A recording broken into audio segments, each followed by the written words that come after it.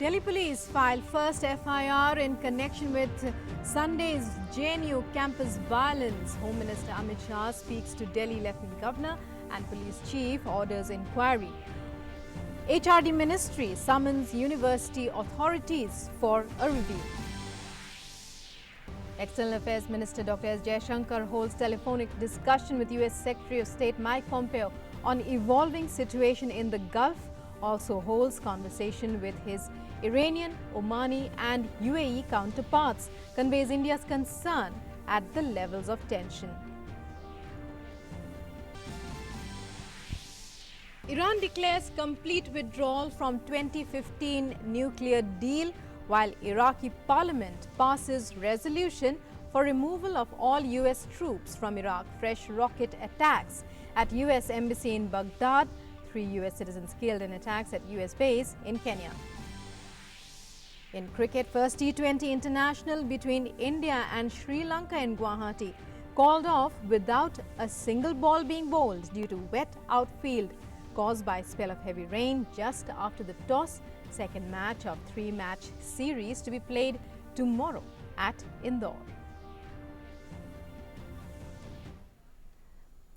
Hello and welcome to this edition of the news. I am Rukma with you. In our top story, Sunday's violence in Jawaharlal Nehru University has led to a number of steps being taken to ensure peace. Union Home Minister Amit Shah spoke to Lieutenant Governor Anil Baijal, asking him to talk to representatives from the university. Meanwhile, security personnel have been deployed at various locations outside the hostels, administration block and other important points.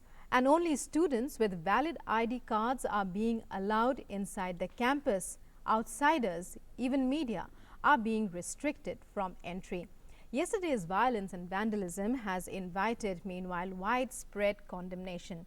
Home Minister Amit Shah spoke to Delhi Police Commissioner, ordering an inquiry by a joint CP-level officer.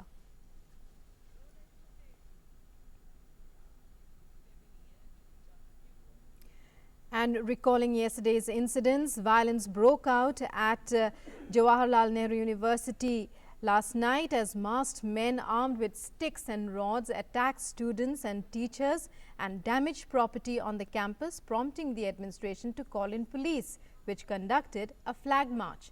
At least 34 people, including JNU Students Union President Aishi Ghosh, were injured as chaos reigned on the campus for nearly 2 hours. Meanwhile, all 34 people are being treated were treated at AIIMS Trauma Center and have now been discharged. And the Secretary, Ministry of Human Resource Development, has summoned the Registrar, Proctor and Rector of Jawaharlal Nehru University to his office today. The HRD Ministry has sought a report from the university administration about the incident, and it has termed the incident as very unfortunate and highly condemnable, saying such acts of violence and anarchy will not be tolerated. A tweet by the ministry read, "It has come to the ministry's notice that a group of masked people entered JNU campus, threw stones, damaged property and attacked students. This is very unfortunate and highly condemnable. Such acts of violence and anarchy will not be tolerated." Police have been called by JNU administration to maintain law and order situation.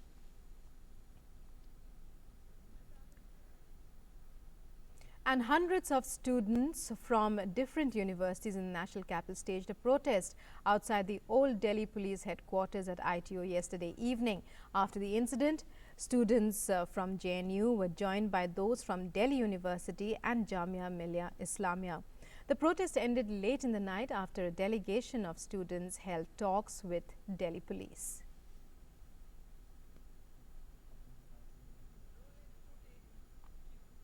Delhi Police PRO MS Randhawa held a meeting with a delegation of students and teachers. The delegation, comprising students and teachers from JNU, Jamia and Delhi University, submitted an application to Delhi Police with 4 demands, including urgent medical assistance to the injured students and the arrest of the accused behind the violence. Delhi Police has said the situation inside the JNU campus is normal, and it has added that police deployment has also been undertaken at strategic points inside the campus, also that all hostel areas have been secured. Speaking on the JNU violence, DCP Southwest Devendra Arya has said that Delhi police has registered one FIR in the case. He further said that investigations are on and social media as well as CCTV footage will be part of the investigation. JNU में कल जो violence हुआ उसको संज्ञान में लेते हुए हमने पुलिस स्टेशन वसंत कुंज नॉर्थ में ऑलरेडी एक FIR दर्ज कर लिया है और further investigation is under way. घायल तकरीबन 30 से ज़्यादा संख्या है स्टूडेंट्स की जो घायल हुए हैं। प्रिलिमिनरी किसी को बहुत सीरियस इंजरीज नहीं है। मोर देन 60% जो हैं वो डिस्चार्ज किए जा चुके हैं। Social media as well as जितनी भी फुटेजेस अवेलेबल हैं सबको संज्ञान में ले रहे हैं और आइडेंटिफिकेशन प्रोसेस इज ऑन। मैं अभी यही बोलूँगा कि police has responded well in time. And Lieutenant Governor Anil Baijal tweeted his condemnation of the incident. He said the violence in JNU against students and teachers is highly condemnable. Directed Delhi police to take all possible steps in coordination with JNU administration to maintain law and order and take action against the perpetrators. The situation is being closely monitored.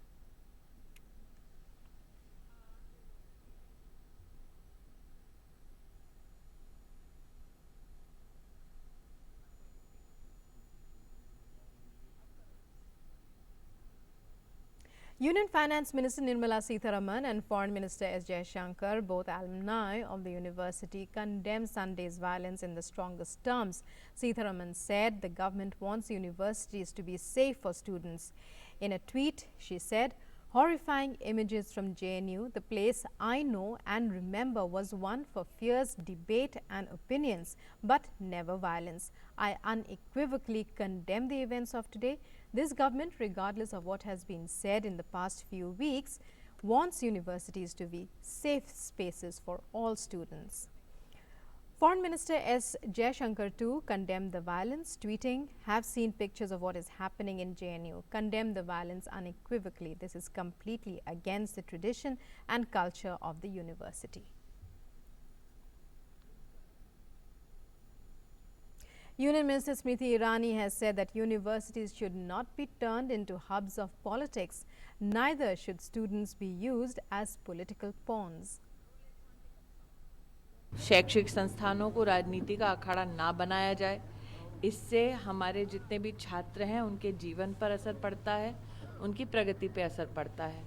मैं आशान्वित हूँ, आशावादी हूँ कि राजनीति का अखाड़ा और राजनीतिक मोहरे की तरह इस्तेमाल छात्रों को नहीं किया जाएगा। In some other news, leading the BJP awareness campaign regarding the Citizenship Amendment Act, Home Minister and National Party President Amit Shah visited homes in Delhi's Lajpat Nagar and informed residents about the benefits of the amended law. He also distributed literature on the subject during his visit to several homes in the area where a significant population of refugees who came to India from Pakistan after partition reside. Amit Shah urged people to take out their mobile phones and give a missed call to a toll-free number launched by the party to register support to the amended law. Union Law Minister Ravi Shankar Prasad has said that the Act does not take away anybody's citizenship in the country. He added that the Citizenship Amendment Act 2019 gives Indian citizenship to those migrants who are victims of religious persecution in Pakistan, Bangladesh and Afghanistan.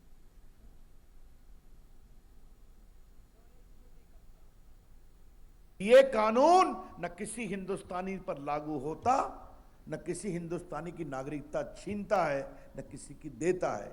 ये सिर्फ और सिर्फ लागू होता है हमारे वो भाई जो पीड़ित होकर हिंदुस्तान से आए, हिंदू, सिख, पारसी, ईसाई, बुद्धिस्ट, जैन, जो इन 3 मुल्कों से अमानवीय व्यवहार से भारत आए। कि ये देश हिंदुओं का भी है, मुसलमानों का भी है, ईसाइयों का भी है, सिखों का भी है, बुद्धिस्ट का भी है, जैनों का भी है। और जब हमारे नेता प्रधानमंत्री मोदी जी कहते हैं सबका साथ, सबका विकास, सबका विश्वास, तो हम सबकी चिंता करते हैं। And the Supreme Court is scheduled to resume hearing on the Assam government's plea for re-verification of names included in the National Register of Citizens, the NRC.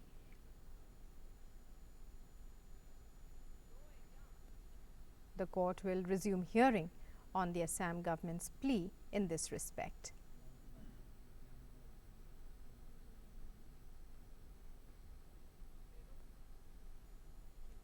The court will also conduct hearing on the National Herald income tax case. The apex court has given approval to the Income Tax Department to continue the tax assessment of Congress leaders Sonia Gandhi and Rahul Gandhi. However, the court had put a restriction on any action before the next order. The tax assessment of both the leaders will be done for the financial year 2011 to 12.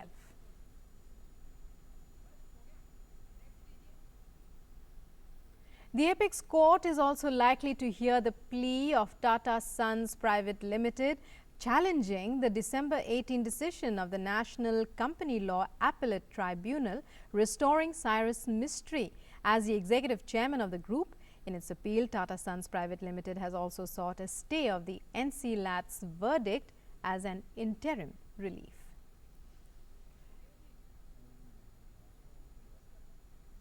And some news about the weather. Cold wave continues in most parts of North India. Although it was sunny in Delhi yesterday, according to the Met Department, the day will remain cloudy today. The national capital may receive light rains, however, during the day.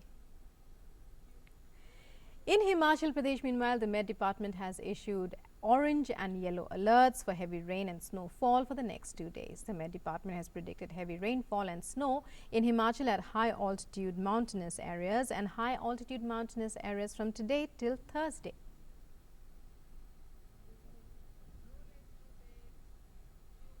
There is also the possibility of fresh snowfall in Jammu and Kashmir as well today. The Met Department has said that light to moderate snow may occur in most parts of Kashmir in the next 48 hours. A 40-day Chilai Kalan is going on in Kashmir. There is a lot of cold in these 40 days and chances of snowfall are very high. In Punjab and Haryana, cold wave conditions are to prevail. In Rajasthan, people will continue as they are to face the brunt of the cold wave.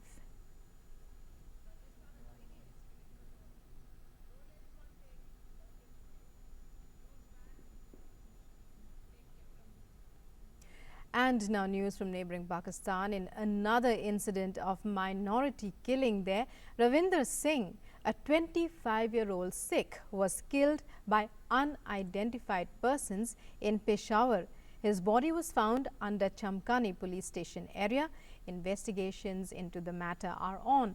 Meanwhile, India has strongly condemned the targeted killing of the minority Sikh community member in Pakistan. The Ministry of External Affairs has said Pakistan should stop prevaricating and take immediate action to apprehend and give exemplary punishment to perpetrators of the crime. The MEA has said the government of Pakistan should act in defense of their own minorities instead of preaching sermons about it to other countries. Union Minister for Information and Broadcasting Prakash Javadekar will confer the first Antarashtriya Yoga Divas Media Samman in New Delhi on Tuesday. The Yoga Awards are being given away to acknowledge the positive role and responsibility of media in disseminating the outreach of yoga in India and abroad. The Antarashtriya Yoga Divas Media Samman will be conferred on media houses under various categories. 11 Sammans will be conferred under the category Best Media Coverage of Yoga in Newspapers. 8 Sammans will be conferred under the category Best Media Coverage of Yoga in Television. 11 Sammans will be conferred under the category Best Media Coverage of Yoga in Radio.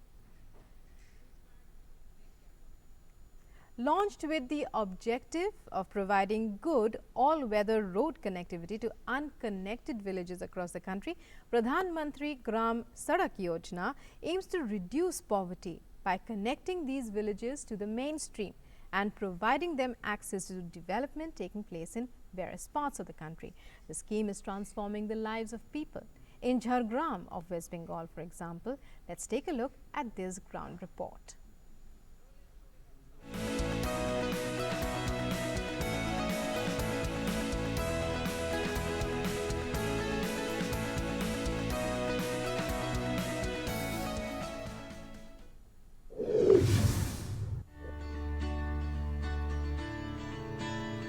Road construction under Pradhanmantri Gram Sadak Yojana using eco-friendly technology, plastic waste and coal mix technology is going on in full swing in Jharkhand district of West Bengal. A 20-kilometer long road has been built connecting Jungle Kurji in Sankrel block to Murakoti. About 10 crore 46 lakh rupees have been spent on this road. This has brought about a radical transformation in the lives of local people. Going to school and college, taking patients to hospital, and direct farm produce to district headquarter markets has now become fast and convenient. This road has been built within a year. It has improved local communication, trade and commerce. Farmers are able to send their produce to the market and the students are able to attend school and colleges. It is also proving beneficial in times of emergencies like when patients need to be taken to the hospitals. Construction of roads has brought with it a lot of benefits. Our area has seen a lot of development. The travel time has come down and it has made it easier for students to attend school and college. People can travel conveniently for business now.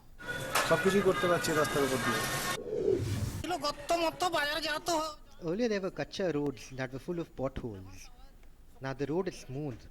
One can travel comfortably and seamlessly.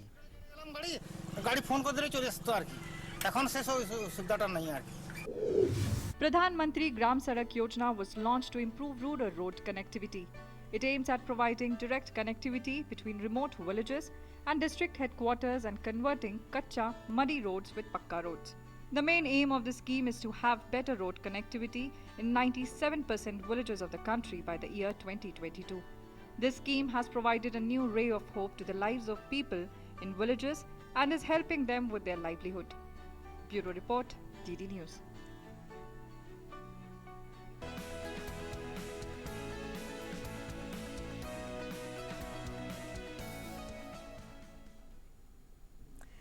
External Affairs Minister Dr. S. Jaishankar talked to his Iranian counterpart Mohammad Javad Zarif on Sunday regarding the Iranian issue.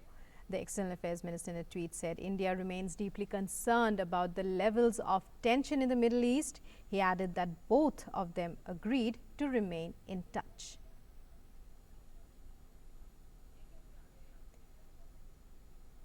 Dr. S. Jaishankar also held a telephonic discussion with U.S. Secretary of State Mike Pompeo on the evolving situation in the Gulf region. The discussion with his U.S. counterpart comes amid spiraling U.S.-Iran tensions over the killing of Iranian military commander Qasem Soleimani. In a tweet, AIIMS said had a telephonic discussion with Secretary of State Pompeo on the evolving situation in the Gulf region, highlighted India's stakes and concerns. The External Affairs Minister also discussed the tense situation with Omani Foreign Minister Yusuf Alawi. In a tweet, he said, discussed with Foreign Minister Yusuf Alawi of Oman the tense situation in the region, reaffirmed our shared interest in the stability and security of the Gulf, appreciated his perspectives on the current situation.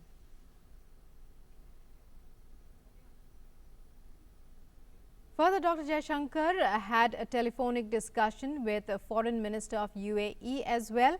He tweeting about it, he said, a warm conversation with Foreign Minister Abi Zayed of UAE. Exchange views on recent developments in the region. Meanwhile, in Iran, the cabinet has announced the country's decision to take the fifth and final step to reduce commitments to the Joint Comprehensive Plan of Action, popularly referred to as the 2015 nuclear deal. The cabinet said Iran will observe no restrictions in operational areas, including enrichment capacities, enrichment percentage, and the volume of enriched material, as well as research. The statement added that Iran's nuclear program faces no kinds of restrictions in such areas and will go on solely according to the country's technical needs. However, the cabinet stressed Iran will continue cooperation with the International Atomic Energy Agency. As before, Iran is ready to go back to its commitments once the sanctions are removed and the country gets benefits from the nuclear deal. According to the statement, cabinet assigned the Atomic Energy Organization of Iran to take the necessary measures to this end in coordination with the Iranian president. Under the 2015 accord, Iran had agreed to limit its sensitive nuclear activities and allow in international inspectors in return for the lifting of crippling economic sanctions. However, the deal was unilaterally abandoned by the Trump administration in May 2018, and tensions between Washington and Tehran have been simmering since then. In Iraq, 2 rockets hit the U.S. nearby areas of the U.S. Embassy in the capital, Baghdad, on Sunday, hours after the ambassador was summoned over a U.S. strike that killed top Iraqi and Iranian commanders. Sunday's attack was the second night in a row that the green zone was hit and the 14th time over the last 2 months that U.S. installations have been targeted.